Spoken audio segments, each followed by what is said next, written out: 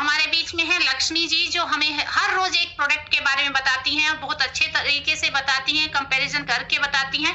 तो मैं उनका तालियों से स्वागत करती हूँ। Welcome ma'am. एक प्रोडक्ट की जानकारी दे सभी को। जी जी मैडम।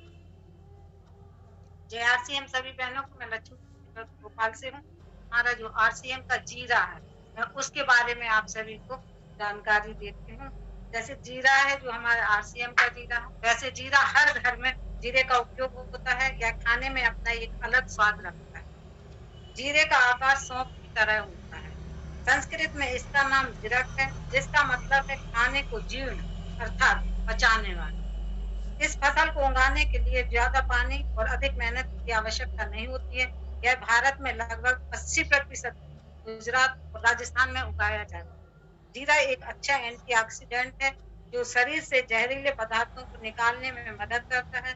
यह सूजन और मांसपेशियों में आराम पहुंचाता है। इसमें fibre, iron, copper, calcium, potassium, zinc, magnesium आदि मिनरल्स होते हैं। इसमें vitamin A, vitamin C, vitamin E और विटामिन बी कॉम्प्लेक्स होते हैं। पेट और पाचन के लिए ये बहुत लाभदायक। इसे भूनकर, पीसकर, छाछ या पानी में मिलाकर पीते हैं तो वह पेट की काफी समस्याओं को दूर करता है। वजन कम करने में मदद करता है। इसका सेवन दही में मिलाकर कर सकते हैं। जीरा पाउडर, अदरक, सेंधा नमक, सौंफ डालकर उबाल लें। इसको पीने से पीरियड में होने वाली दर्द तकलीफ दूर हो जाती है। इसका उपयोग सब्जी, रायता आदि में कर सकते हैं। अब हम बात करते हैं कि जो बाजार का जीरा और हमारे आरसीएम में क्या अंतर है और क्या इसका रेट है। इसकी जानकारी मैं आप लोगों को बताती हूँ। जो पतंजलि का जीरा है उसका वजन है 200 ग्राम और अगर एमआरपी या रेट की बात करते हैं तो उसका रेट है 80 रुपए। अब हम यहाँ से सामान खरीदते तो हमें ना तो पक्का बिल मिलता है और ना कोई शुद्धता की गारंटी होती है, ना कोई इनकम होती है। अगर हम बात करते हैं हमारे आरसीएम जीरे की तो उसका वजन है 200 ग्राम और रेट की बात करते हैं तो 66 रुपए है और टीपी की बात करते हैं 53 और पीवी की बात करते हैं तो 21 है। अगर हम 10% के स्लैब पर होते हैं तो कम से कम 2 रुपए 10 पैसे हमारे बैंक अकाउंट में वापस आता है और अगर हम 32% के स्लैब पर होते हैं तो कम से कम 6 रुपए 72 पैसे के हमारे बैंक अकाउंट में आता है।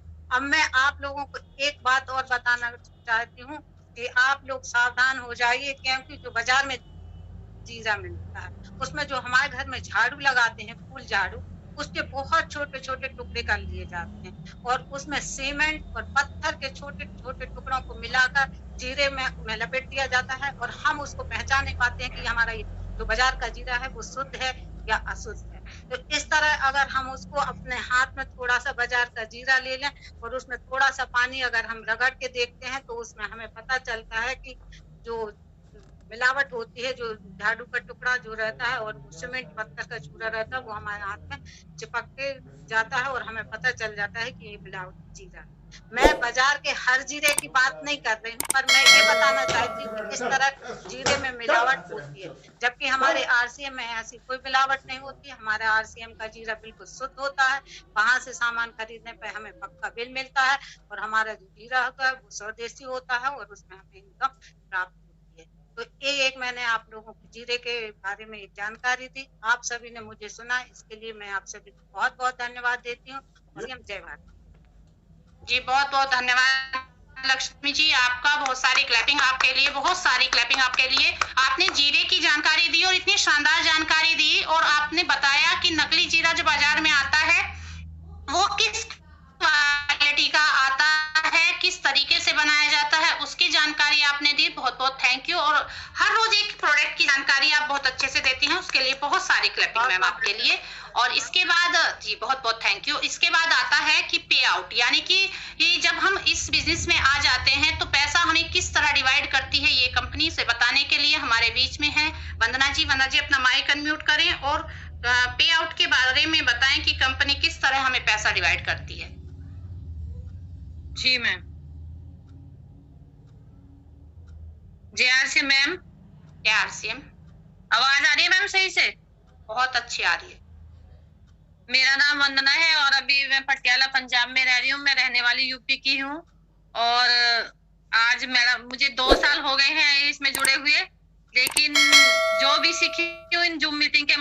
सीखी हूँ ज्यादा मैं। और आज मैडम ने मुझे पे आउट के लिए बताने की जिम्मेदारी दी है, तो जितना भी मैं अब समझ पाई हूँ वह आप बताने की कोशिश करूंगी। तो जैसे अपनी कंपनी का नाम है फैशन शूटिंग प्राइवेट लिमिटेड, और इसमें एक कॉन्सेप्ट है RCM। अगर हम इसकी सामान खरीदते हैं तो हमें कंपनी कमीशन देती है 10 से 32%। तो वो कैसे मिलता है, किस तरह से डिवाइड हमें पैसा होता है, तो उसके बारे में आज मैं जानकारी देना चाहूंगी।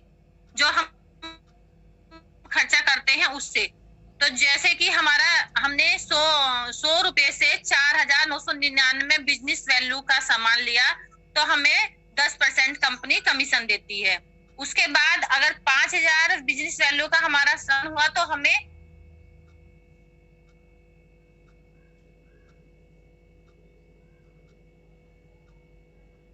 20,000 बिजनेस वैल्यू का लेंगे तो हमें होगा तो हमारा कमीशन हो जाएगा 16.5%। उसके बाद अगर हम 40,000 बिजनेस वैल्यू का लेंगे हमारा तो हमें मिलेगा 19%। उसके बाद 70,000 बिजनेस वैल्यू का हमारा होगा तो हमें मिलेगा कमीशन कंपनी से 21.5%।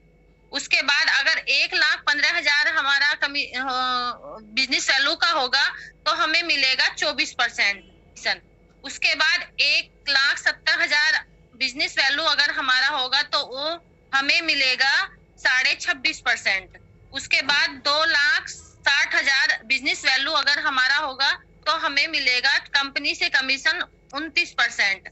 उसके बाद 3.5 लाख अगर हमारा बिजनेस वैल्यू होगा तो हमें कंपनी से हमारा कमीशन होगा 32%। तो इस तरह बिजनेस ये खर्चे से हमें कंपनी 32% तक पैसा देती है। अगर हम खर्चा प्लस चर्चा करते हैं तो अगर हमारा A लैग में 3.5 लाख है और B लैग में 3,15,000 है तो हमें रॉयल्टी बोनस कंपनी देती है, तो वो 3 से 8% हमें रॉयल्टी बोनस मिलता है। उसके बाद अगर A लैग में 3.5 लाख और B लैग में भी 3.5 लाख होता है तो कंपनी हमें टेक्निकल बोनस देती है, वो 1 से 5% देती है। और इसके बाद अगर मैं समझाना चाहूंगी मैम कि अगर हम फर्स्ट मंथ में 5,000 बिजनेस वैल्यू की हम खरीदारी करते हैं खुद और 4 लोगों को और बताते हैं ABCD, तो अगर वो लोग भी 5,000 बिजनेस वैल्यू का करते हैं तो टोटल बैठता है 25,000।